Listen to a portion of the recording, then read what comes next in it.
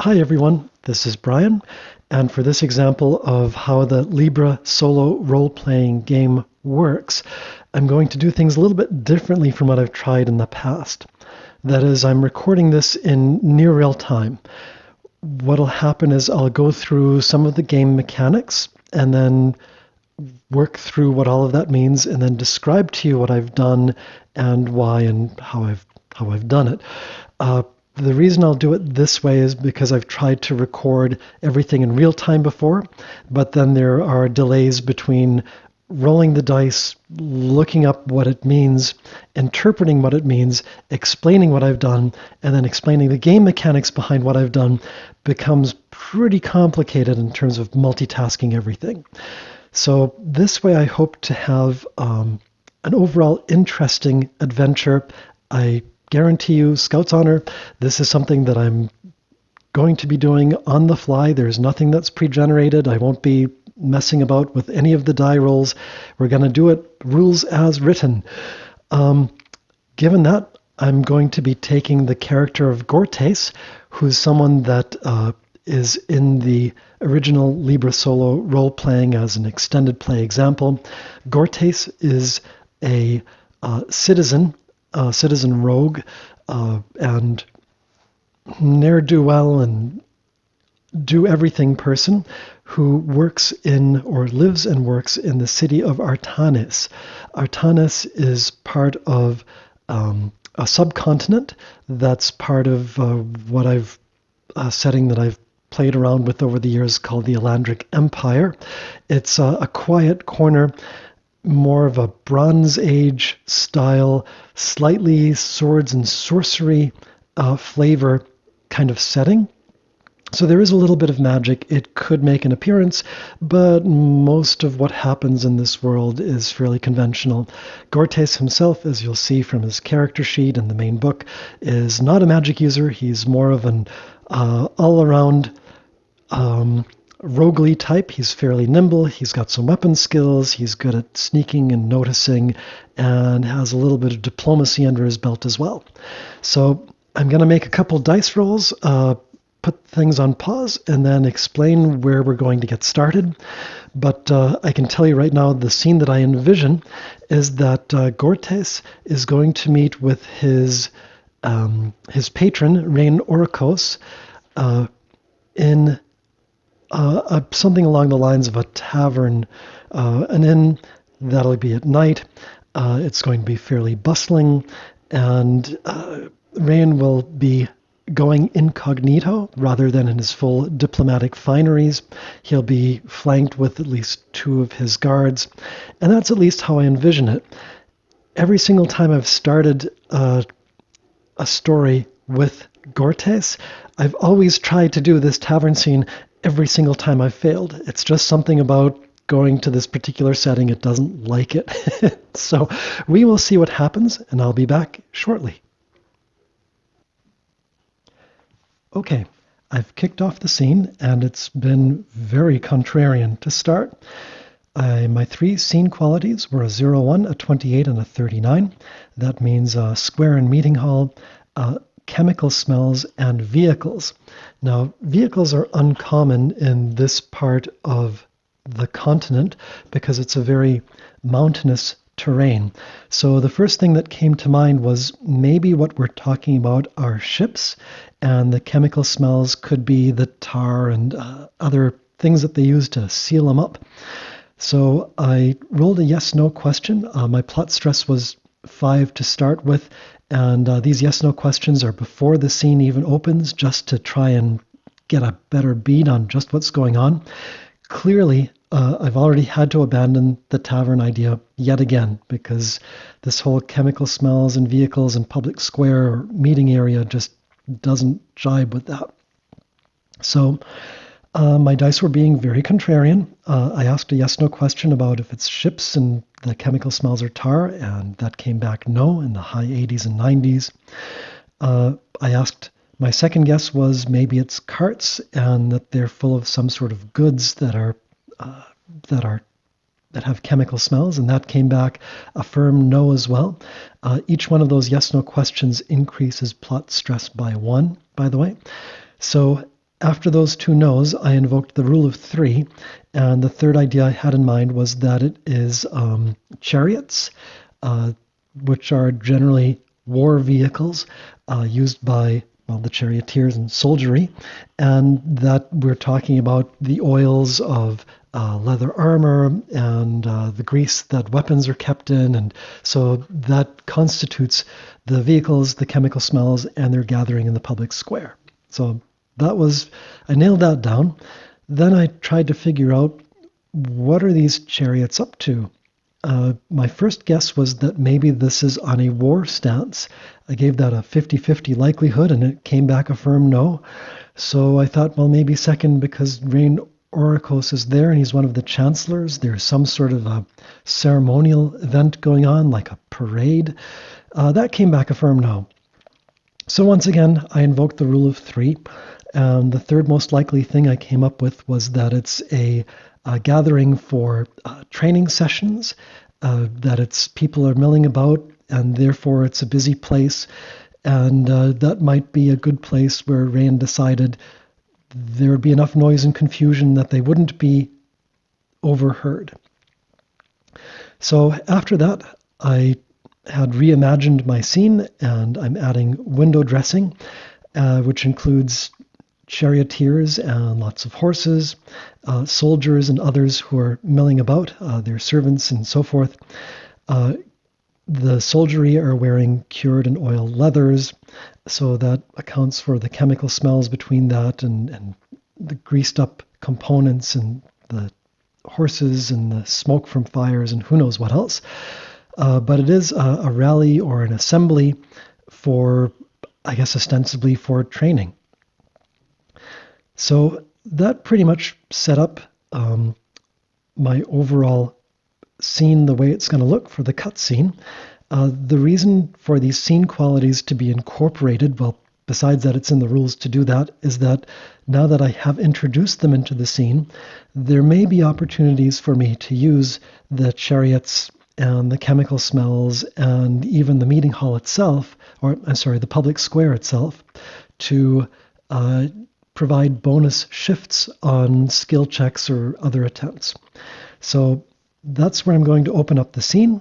Those yes-no questions and the initial plot stress of 5 have driven up my plot stress to open the scene to 9, and I rolled a 13 to open the scene. So it opens as planned.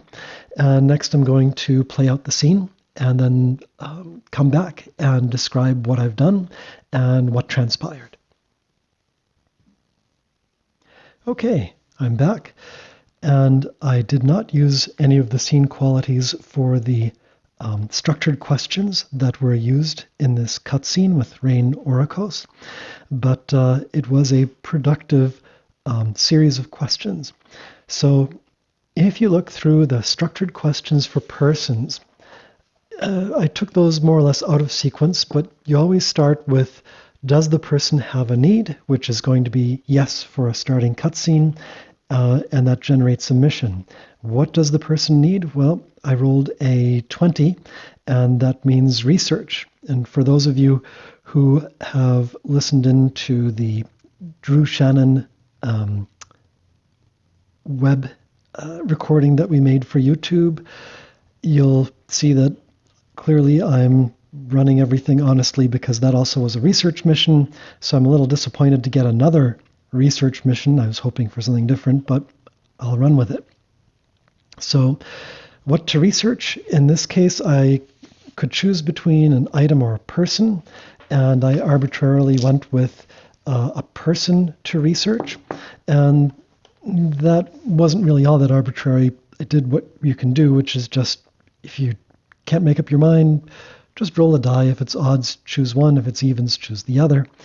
And when I rolled what the person was, it came out as a 93, which is average mindless minions. So mindless minions like zombies or robots are pretty rare in this setting. So I followed up with, is it really mindless minions? And that was an unlikely yes-no question, and rolled very high, so no, it's not. It's actually regular old minions or a team. And next I asked, are these minions here, or are they someplace else? And to that, another no, they're not here. They are someplace else. And then I asked the question, do you know where they are, as a yes or no? And I decided with this, by the way, for these different questions, that under structured questions would be interpreted as, is there a destination place for the mission? And that can generate a place. So I asked, does he know where these minions are? And I randomly generated a jungle in the wilderness, and it also is jungle/vines. This is not a jungle area, so it's going to be a viney, overgrown kind of area. Now, there's a funny thing about all this. Going back, one other piece is that each one of these increases plot stress by 1, but I still haven't rolled any yes/no question that's under the current level of plot stress, so no unexpected events. And also, for the question of place, I figured that did not require a negotiate skill or any social skill. Obviously, if Rayan wants Gortais to go and investigate or to research these guys, then he's going to disclose it if he knows where they are. And I figured he must know if he wants to have the research done. So the irony here is that I've actually taken Gortais through another adventure, another couple adventures in between, but one of them that I took him on, just the prior one to this that I didn't record, is that Rayan tasked Gortais with going up to an area of jungle and vines, and he didn't know why he was going up there. It was just to investigate something. So as it turns out, he managed to get up into the mountains and was waylaid by a bunch of goblins and almost got killed. He lost all his stuff, and Gortais had a really awful time of it. I had to quit the mission, and it was an abject failure. So it sounds like Rain is sending him back to the same place to say, okay, now we know why we want you to go there. I didn't actually roll to see if it's the same goblins or some other minions, but I figure that will sort itself out when he gets to where he's going. So he's being sent by Rain back to the same place to say, get back out there and figure out what's going on. We know that there are some bad guys there. Bring back some intel. So at this point, I started making requests. First, I did a successful negotiate to say to Rain, I lost all my stuff the last time around, you jerk. So you're going to have to outfit me, right? I made that, I gave an extra +1 bonus to Gortais's negotiate skill, so it made it very likely that he was going to succeed. And yes, he did make the skill check. And as a follow-on, I have to ask the yes/no question of, does Rayan have the resources? I could have hand-waved it. In this case, I said very likely, and the answer is yes, he does. Then next, I figured, as long as I'm on a roll, I should ask about whether there's hazard pay involved, extra hazard pay involved for this, which translates into, does the person offer extra valuables for completing the mission under structured questions for persons? The other piece also was, will the person supply special equipment for the mission, which I succeeded at. So for the extra pay, that's a straight out negotiate. I decided not to have any bonuses or penalties, which makes him likely to succeed, and he did. Again, it forces a follow-up. Does Rayan have the resources to provide? I decided that was likely, and also got a yes on that. So if Rayan succeeds, if Gortais succeeds on this mission, he will be able to get extra hazard pay for this. So that's all well and good. So I figured I was still on a roll. I thought I'd keep on going and asked another structured question. That is, will the person provide or be an ally for the mission? I figured that from the book, Gortais had a fellow by the name of Bjornos, who was a compatriot for his first mission, maybe someone like that might be available again, or Rain could supply somebody else. So I did a straight up negotiate, likely to succeed at Gortais' +1 skill, and failed. That again added 1 to plot stress. At that point, I figured after that failure, there's a consequence. Generally, that a failure will shut down the conversation, a skill check failure on a social skill check. And therefore, at this point, I decided I'd gotten what I needed to move ahead with the mission. Didn't see anything else clearly that I could go for here unless I started asking for a chariot or something, but figured cut it where it is and deal with the consequence that Rain's starting to get upset that I'm asking for too much. I added up all my plot stress, which was 13 from the past scene, plus another 5, plus another 3, 5, 7, 8. So for a total of 26 plot stress. I've been rolling so high that I haven't triggered it yet, and I rolled high again for closing the scene successfully without any unexpected events. That's kind of bad for me because going into the next scene with that much plot stress, it means that I'll probably trigger something either starting out or pretty much immediately in the next scene when it's going to be more hazardous. So for the next scene, so far I'm envisioning that it will be about Gortais going up to this viney, overgrown area where they're seeing this activity of minions that they want him to explore or research to find out more about.